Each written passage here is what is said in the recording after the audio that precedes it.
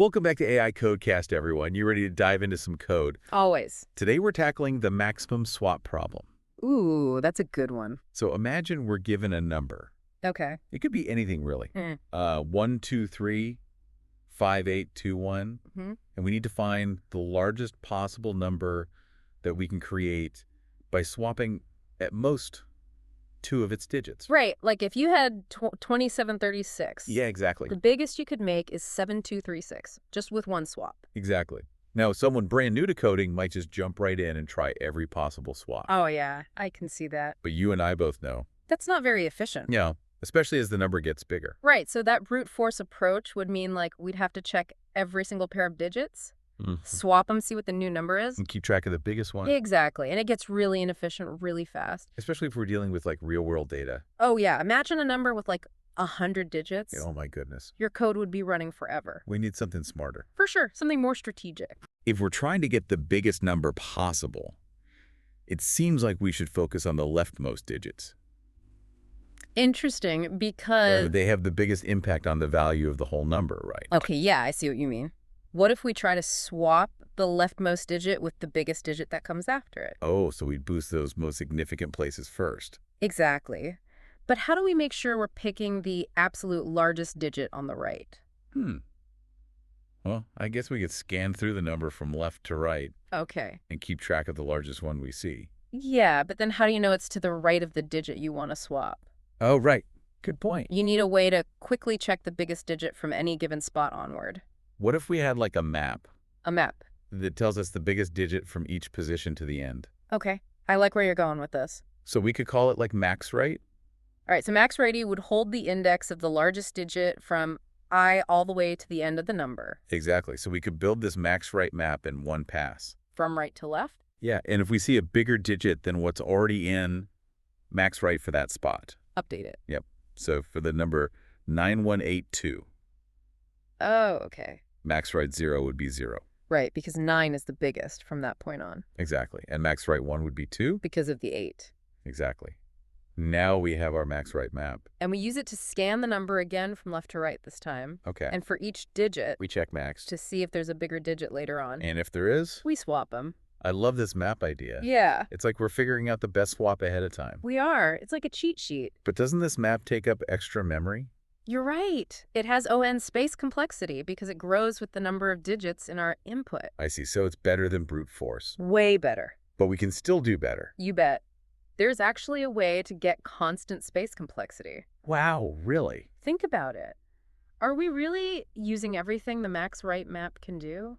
I don't know. Are there any limits to the digits we're working with? Well, we only have digits from 0 to 9. That's right. Only 10 possibilities. So we don't need a map that can keep growing forever. Exactly. Do we? Wait a minute. Could we use like a really small fixed size array? Now you're thinking. Just big enough for each digit? Yes. Just 10 spots? No matter how big our number is, our space usage stays the same. That's constant space complexity. You got it. So each digit gets its own spot in this array, and we store the last index where we saw it. We can call this our last occurrence array. Okay. And then to find the swap, we scan from left to right. Just like before. And we use the last occurrence array to see if there's a bigger digit on the right. Exactly. You're essentially asking, is there a digit bigger than me that comes after me? And if we find one? Swap them. We've got our maximized number. This is incredible. It's like we took that whole map and squished it down. And it's so much more efficient. We went from ON space to O1. Just by understanding the problem and choosing the right tool. Wow.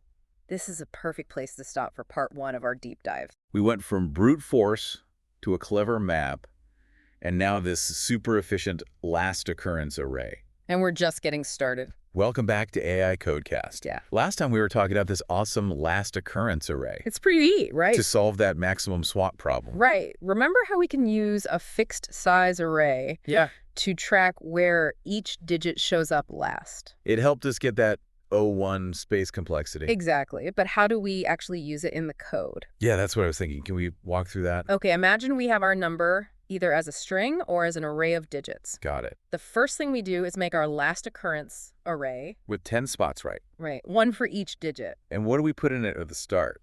We can just fill it with None of ones. And those ones. Yeah, it's like a little flag. A flag. Just show that we haven't seen that digit yet. Okay, so then we go through our input number. Digit by digit. Right. And for each digit. We look at its value. And we update the last occurrence array. With the current position. Exactly. So if we see a 5 at index 3. We put a 3 in the 5th spot of our last occurrence array. You got it. At the end, we'll know the rightmost position of each digit in our number. Like a little cheat sheet. Exactly. Now comes the fun part, actually finding the swap. To make that biggest number possible. We'll start another loop through the number. Left to right. Left to right. For each digit. We need to see if there's a bigger one that comes later. And that's where our last occurrence array shines. Ah. We can use it to check if any bigger digits have a higher index. You got it. We basically scan through the last occurrence array. Looking for an entry. That's bigger than the digit we're currently looking at, and its last occurrence is to the right. We're like finding the best swap without rechecking the whole number. Exactly. It's all about speed. If we find a digit like that, We do the swap. we swap and we're done. Maximize number achieved. It's amazing how switching to this small array made such a big difference. Right. It shows how important it is to pick the right tools. Speaking of different approaches, Yeah.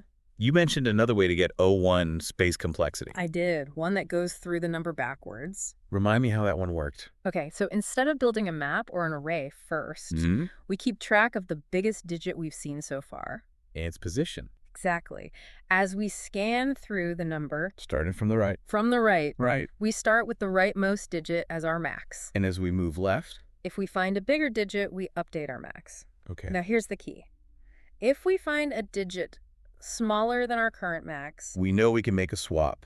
because we already know there's a bigger digit somewhere to the right. So we swap them. And boom, we've got our maximized number again. I like this one. It's so simple. It is. Sometimes the best solutions are the simplest ones. So now we have two ways to solve this with O1 space. The last occurrence array and this Yeah. backwards iteration. Both great options. It's up to you to pick the one that works best for you. This deep dive has been amazing. It has. We really learned a lot about how to balance time and space complexity. And how to think outside the box to find those clever solutions. Exactly.